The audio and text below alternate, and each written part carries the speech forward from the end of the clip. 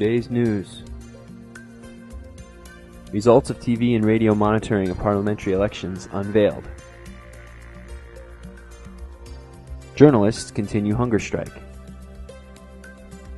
Leaders say country in bad political condition. Prisoners' relatives hold press conference.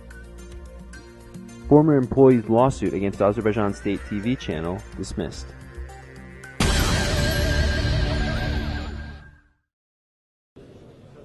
The Institute for Reporters' Freedom and Safety and the Media Monitoring Institute held a roundtable on October 28th in the Landmark Conference Center. Institute for Reporters' Freedom and Safety Chairman Emin Huseynov said that they are doing monitoring of the 8 national TV channels and 10 radio stations during the run-up to Azerbaijan's parliamentary elections, and this project is being supported by OSCE. According to him, IRFS is monitoring the TV channels and the Media Monitoring Institute is monitoring the radio stations.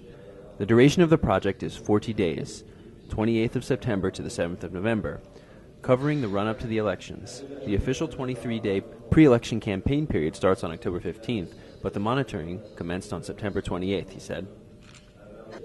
TV monitoring team head Rasul Jafarov said that all programs broadcast during TV and radio primetime are subject to monitoring. He also spoke about the results of the monitoring covering the period from the 8th to the 17th of October. The monitoring revealed that the majority of TV channels focused their election coverage on the activities of the ruling power. The majority of TV channels did not provide coverage of all political parties. Their coverage lacked diversity. TV channels tried to show election proceedings in a positive light, and problems that occurred were not broadcasted. According to Rasul Jafarov, coverage of the ruling YAP party chairman and president, Ilham Aliyev, was excessive and of a mainly positive nature. He said that no channel broadcast election-based public debate programs. As in the first monitoring period, ANS and ATV did not broadcast the Central Election Commission's election-related social advertisements, he said. Jafarov also said that the Leader TV channel continued a smear campaign against the opposition. He made a point to touch upon the recently secretly recorded video of Azad Look newspaper director Azer Ahmedov, which was used against the opposition. Radio monitoring team head Rashad Aliyev spoke about the results of radio monitoring. According to him, the situation was similar in the radio as it was to the TV. Azerbaijan and public radio stations only covered general election-related issues.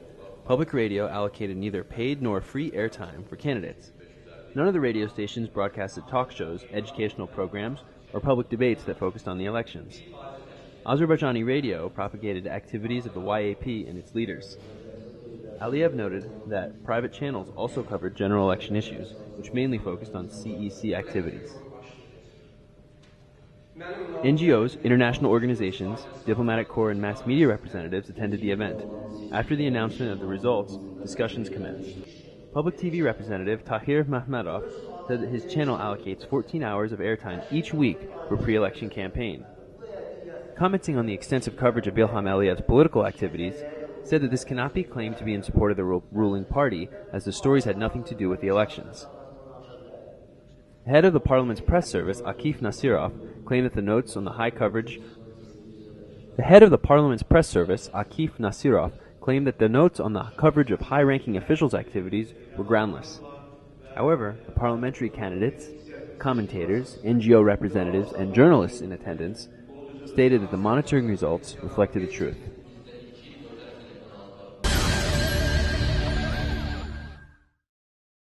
Realni Azerbaijan and Gündelik Azerbaijan newspapers imprisoned editor-in-chief Enula Fatullayev, independent journalist Gabil Ziminist-Oglu, and Bizim Yol newspaper employee Natik Javadli, Elshan Balakhanlı, and Institute for Reporters' Freedom and Safety employee Mehman Huseynov are continuing their hunger strike.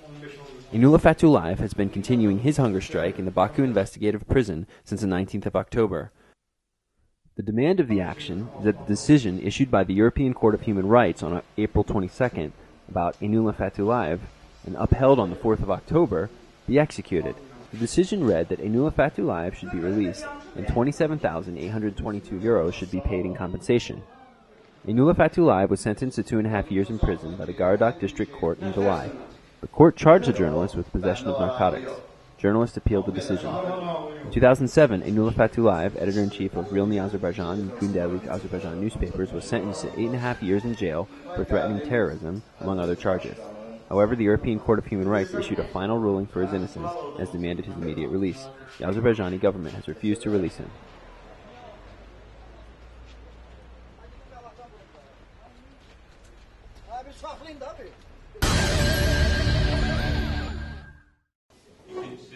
On the 28th of October, in a press conference held in Musavat headquarters, AXCP Musavat electoral bloc leaders Ali Karamli and Issa Gamber spoke about their fundamental changes election platform.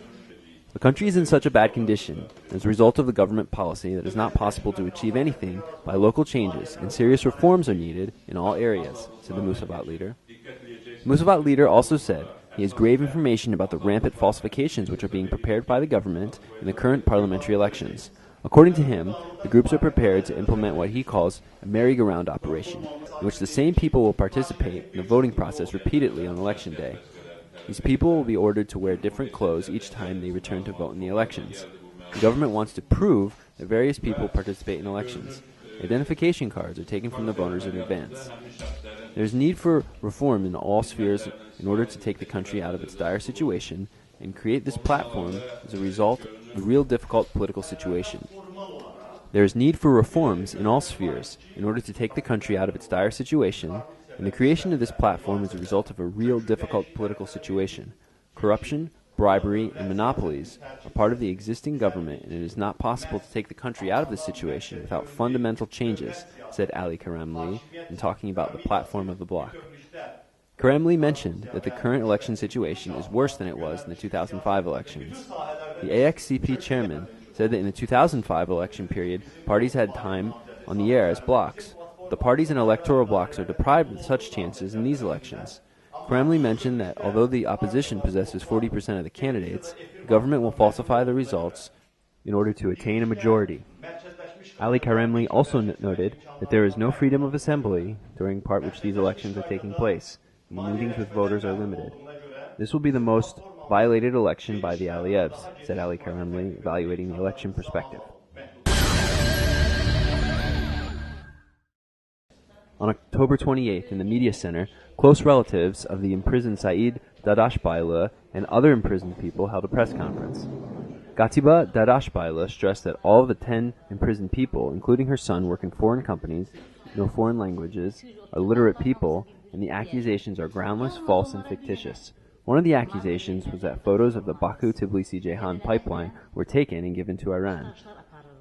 Gatiba Dadashbaylı said that this is groundless, as there are a lot of internet websites where you can find information on the Baku-Tbilisi-Ceyhan pipeline. A link of Saida Dadashbaylı and other prisoners with Hezbollah, Hamas, Al-Qaeda, Christian religious bodies, Israel, Iran special service bodies are mentioned in the investigation materials. The relatives believe this accusation to be false. It was mentioned in the conference that these people had worked for different foreign companies. Most of them had not had any contact with each other until the judgment, but all of them performed the rituals of Islam. So from this point of view, they were investigated based on their religious grouping. For proving that they wanted to start a revolution, they were thrown guns, grenades to the houses of the imprisoned people.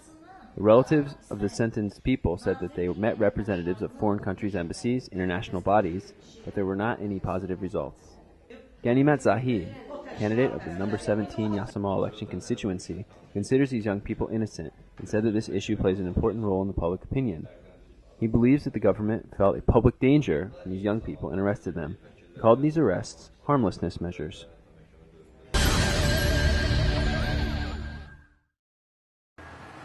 On the 26th of October, the lawsuit between Azerbaijan Television, Radio Broadcasting Closed JSC, and AZTV former editor Asaf Guliev was dismissed. After the hearing, plaintiff Asaf Guliev and his lawyer Fariz Namazlı informed OTV after the hearing that they will file an appeal in the appellate court. Azerbaijan Television and Radio Broadcasting Closed GSC did not renew a contract with Guliev after it expired on the 31st of July. Guliev demands that the station rescind his dismissal, appoint him back to editor of AZTV with a contract that has no expiration date, and pay compensation equal to the salary lost during the period of his dismissal.